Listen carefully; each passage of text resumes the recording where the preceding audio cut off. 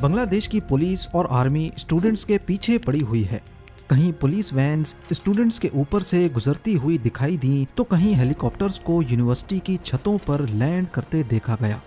ہزاروں لاکھوں اسٹوڈنٹس سڑکوں پر پروٹیسٹ کرتے دکھائی دیے، کہیں پر ریلیز نکالی گئیں تو کہیں پروٹیسٹ مارچ۔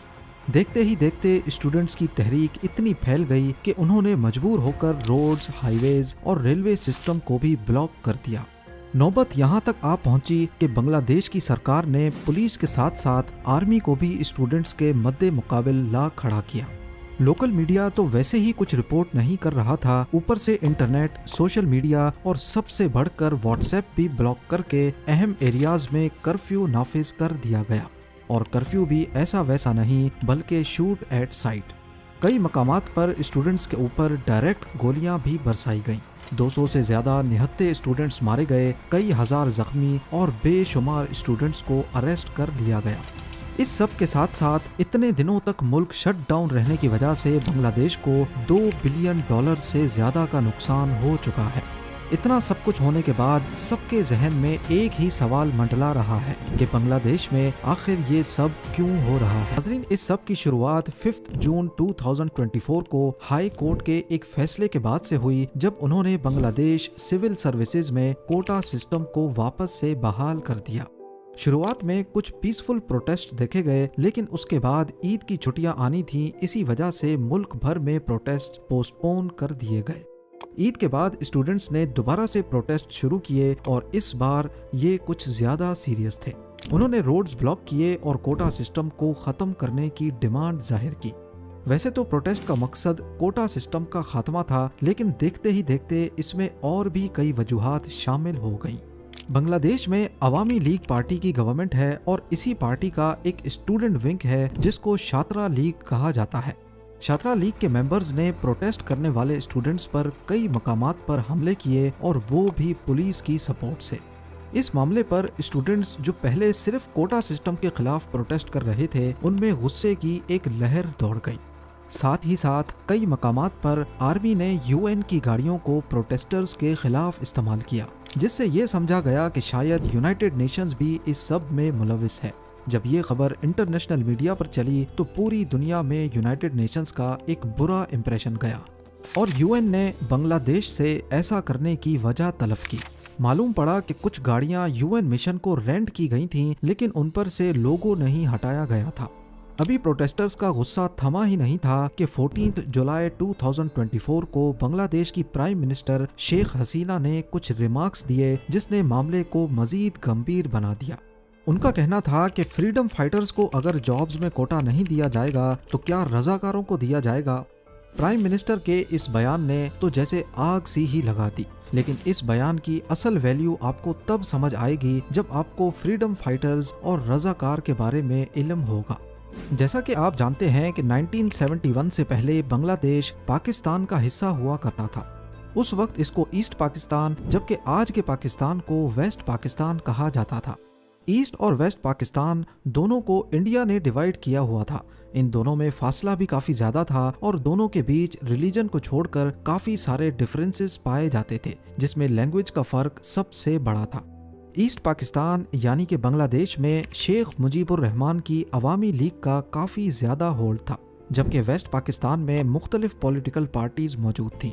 اس وقت پاکستان میں مارشل لا لگا ہوا تھا، اور جنرل یحییٰ خان جو اس وقت چیف مارشل لا ایڈمنسٹریٹر تھے، ان کی ذمہ داری تھی پاکستان میں جنرل الیکشنز کروانے کی۔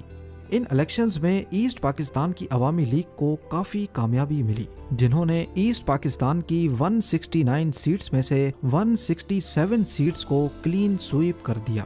اب پاکستان کی نیشنل اسمبلی کی ٹوٹل سیٹس ہی 300 تھیں، جن میں سے 167 یعنی کہ آدھی سے بھی زیادہ سیٹس ایسٹ پاکستان کی عوامی لیگ لے چکی تھی، جس کا مطلب تھا کہ عوامی league national assembly of Pakistan میں اپنی گورنمنٹ آسانی سے بنا سکتی تھی۔ پر اس وقت کی ملٹری لیڈرشپ ایسا نہیں چاہتی تھی، جس کے چلتے ایسٹ پاکستان میں سول ڈس اوبیڈینس کی تحریک چل پڑی۔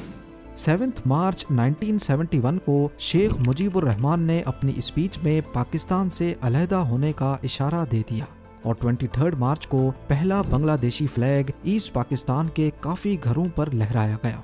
اس کا نتیجہ یہ ہوا کہ ایسٹ پاکستان میں ایک ملٹری آپریشن لانچ کیا گیا جس کا مقصد ایسٹ پاکستان کو ویسٹ پاکستان سے الگ ہونے سے روکنا تھا۔ بنگلہ دیش کی آزادی کی یہ جنگ اگلے 9 مہینے تک چلتی رہی، جس میں ایسٹ پاکستان میں ملٹری کی کچھ یونٹس نے پاکستان سے الگ ہو کر آزادی پانے کے لیے اپنی الگ فورس بنا لی، جس کو بنگلہ دیش فورسز، مکتی باہنی یا پھر فریڈم فائٹرز بھی کہا جاتا ہے۔ دوسری طرف بنگلہ دیش میں ہی موجود وہ گروپ جو ویسٹ پاکستان کو سپورٹ کرتا تھا ان کو رضاکار کہا جاتا ہے۔ اس جنگ کے آخری 2 ہفتوں میں بنگلہ دیش کو انڈیا کی سپورٹ بھی حاصل ہو گئی اور یوں ایسٹ پاکستان ویسٹ سے الگ ہو کر بنگلہ دیش بن گیا۔ اب کیونکہ فریڈم فائٹرز کی مدد سے ہی بنگلہ دیش آزاد ہوا تھا، تبھی شیخ مجیب الرحمان جو کہ بنگلہ دیش کے پریزیڈنٹ بن چکے تھے، انہوں نے بنگلہ دیش سول سروسز میں فریڈم فائٹرز کا الگ سے 30% کوٹا رکھ دیا۔ 1997 میں یعنی کہ لبریشن وار کے 26 سالوں کے بعد بنگلہ دیش سول سروسز میں فریڈم فائٹرز کی ریکروٹمنٹ کافی کم ہو گئی، جس کے چلتے گورنمنٹ نے یہ کوٹا صرف فریڈم فائٹرز نہیں بلکہ ان کے بچوں کے لیے بھی بڑھا دیا، اور پھر 2010 میں فریڈم فائٹرز کا کوٹا ان کے پوتے پوتیوں کے لیے بھی ایلیجیبل کر دیا گیا۔ لیکن اس کے باوجود بھی صرف 10% فریڈم فائٹرز کی نسل یہ کوٹا لے رہی تھی اور باقی کا کوٹا ضائع ہو جاتا۔ اب پورے ملک میں جو لوگ میرٹ پہ محنت کر کے سول سروسز کی جاب حاصل کرنا چاہتے، ان کا کوٹا 44% تھا اور وہ بھی اب کم پڑنے لگا۔ تو یہ چیز اسٹوڈنٹس کو کافی خراب لگتی کہ ہم اتنی محنت کرنے کے بعد بھی میرٹ کے 44% کوٹا میں بھی نہیں آ سکتے، جبکہ فریڈم فائٹرز کا خاندان کچھ نہ کر کے بھی آسانی سے گورنمنٹ جاب حاصل کر سکتا ہے۔ 8 مارچ 2018 کو بنگلہ دیش ہائی کورٹ میں کوٹا سسٹم کے خلاف ایک پٹیشن فائل ہوئی، جس کو کورٹ نے ریجیکٹ کر دیا۔ اس وقت پرائم منسٹر شیخ حسینہ نے کہا کہ وہ پرسنلی فریڈم فائٹرز کے خاندان کے لیے کوٹا رکھنا چاہتی ہیں، جس پر اسٹوڈنٹس نے کوٹا سسٹم کے خلاف بھرپور پروٹیسٹ کیے۔ ان کا کہنا تھا کہ یا تو فریڈم فائٹرز کے بچ جانے والے کوٹا کو میرٹ والے کوٹا میں مرج کر دیا جائے یا پھر فریڈم فائٹرز کا کوٹا کم کیا جائے۔ اس پر پرائم منسٹر شیخ حسینہ نے ایگزیکٹو آرڈر جاری کیا اور بنگلہ دیش سول سروسز میں سے کوٹا سسٹم ہی ختم کر دیا۔ اگلے کچھ سالوں تک خاموشی رہی، لیکن پھر اچانک بنگلہ دیش ہائی کورٹ نے 5 جون 2024 کو شیخ حسینہ کا وہ ایگزیکٹو آرڈر کینسل کر کے کوٹا سسٹم واپس سے بحال کر دیا، اور یہیں سے دوبارہ پروٹیسٹ شروع ہو گئے۔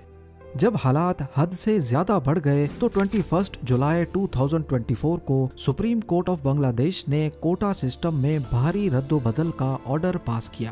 اس آرڈر میں 93% کوٹا میرٹ کے لیے دیا گیا، جو کہ پہلے 44% تھا، اور فریڈم فائٹرز کا کوٹا جو پہلے 30% تھا اس کو کم کر کے 5% کر دیا گیا۔ 1% مائنورٹیز اور 1% معذور لوگوں کے لیے فکس کیا گیا۔ اس آرڈر کے بعد اسٹوڈنٹس نے صرف اس شرط پر پروٹیسٹ ختم کرنے کا فیصلہ کیا کہ ان کے اریسٹ کیے گئے ساتھیوں کو چھوڑا جائے، اور جن علاقوں میں اسٹوڈنٹس کو مارا گیا وہاں کے گورنمنٹ آفیشلز ریزائن کریں۔ فی الحال جس وقت یہ ویڈیو بن رہی ہے اس وقت تک اسٹوڈنٹس کی ڈیمانڈز پوری نہیں ہوئیں، لیکن گورنمنٹ کا ماننا ہے کہ سچویشن کافی حد تک کنٹرول میں ہے۔ موبائل سروس، انٹرنیٹ اور سوشل میڈیا دوبارہ سے کھولے جا رہے ہیں۔ آپ کا اس پورے سینیریو کے بارے میں کیا خیال ہے؟ مجھے کامنٹ سیکشن میں ضرور بتائیے گا۔